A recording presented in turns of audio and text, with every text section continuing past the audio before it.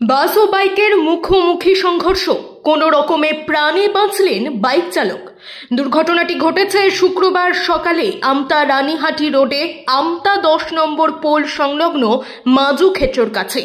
জানা গিয়েছে, আমতা ধর্মতলা রুটের একটি বাস যাত্রী নিয়ে আমতা থেকে ধর্মতলা যাচ্ছিল। মাজুক্ষেত্রের কাছে উল্টো দিক থেকে দ্রুত গতিতে আসা একটি বাইকের মুখোমুখি সংঘর্ষ হয়।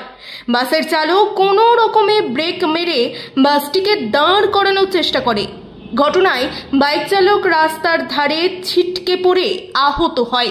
বাইকটি ক্ষতিগ্রস্ত হওয়ার পাশাপাশি বাসের সামনের অংশের কাঁচ ভেঙে পড়ে। ঘটনার জেরে আতঙ্কিত হয়ে পড়ে বাসে থাকা যাত্রীরা।